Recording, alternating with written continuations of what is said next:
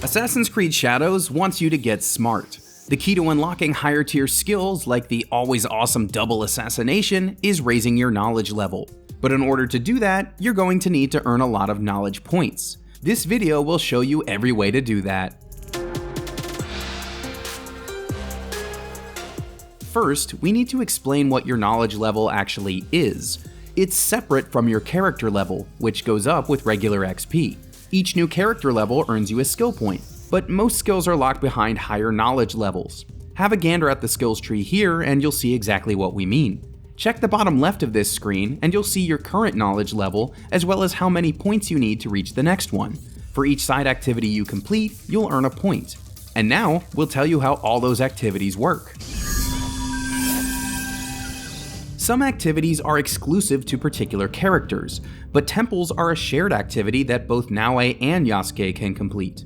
Each temple has a handful of lost pages you need to collect, and upon finding them all, you'll be rewarded with a knowledge point. Make sure you search high and low for these pages, and use your observe ability to ping the ones you need. You're looking for a small white dot. That's the page spot. Just remember that some temples are heavily guarded. Shrines can also be completed by both Naoe and Yasuke, and each one involves a pilgrimage. That might sound like a lot, but it really just means finding each of the specific shrines within the zone and praying at them. You can use the same tactic of observing and following the white dots. Once you've prayed at each spot, you'll earn another knowledge point. One of the more fun side activities to complete involves clearing a Kofun. Each of these ancient burial sites are unique and can only be cleared by either Naoe or Yasuke, as only one character will have the ability to enter. While each Kofun has a unique solution, there are common themes. Naoe's are like Tomb Raider stages, with big leaps and lots of climbing. Yasuke, on the other hand, will push, pull, and lift heavy objects to solve environmental puzzles.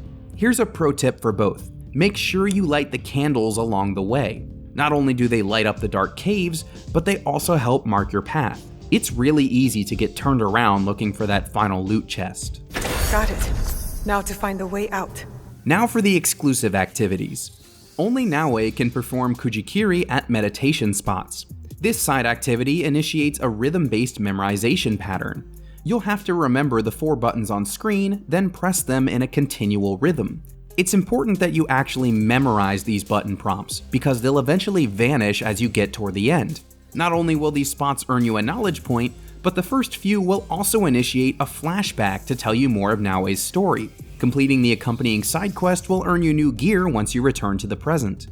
Naoe's other exclusive side activity is traversing hidden trails. These are parkour challenges that will test your climbing, swinging, and general platforming skills. Open the chest at the end to score some good gear, as well as a knowledge point. Sometimes the trail will even lead you to a viewpoint you couldn't otherwise access. There are no big tips for this one. Just follow the yellow paint. While it can be a little obnoxious, it's nice knowing exactly which parts of the world are climbable. As for Yasuke's exclusive side activities, the first is Kata. These weapon drills are almost like graceful dance moves, and the masters you find across Japan will teach you how to use a variety of weapons. In all cases, the activity is the same. It's a QuickTime event in which you have to nail a series of button prompts. Some are pressed, some are held until a circle is filled, and some are timed as a larger ring shrinks down into a smaller one.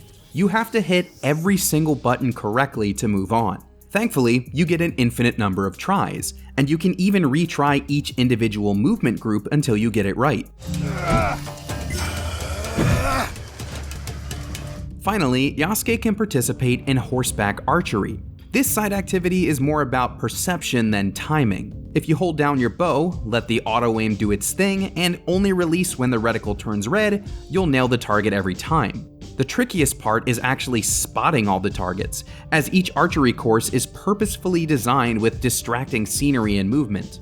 We recommend running through the course a few times first so you can actually figure out where all the targets are hiding. Scoring a knowledge point can be tricky, as it depends entirely on the course's scoring threshold. In some cases, hitting the majority of targets for a consolation prize is good enough. For others, you'll have to hit every single one. Just like with Kata, you can ride again and again until you successfully earn your reward. And that's the complete list of side activities that'll net you knowledge points, plus a quick explanation of how knowledge levels actually work. If you're trying to learn all you can about Assassin's Creed Shadows, good news. you're already in the right place. IGN.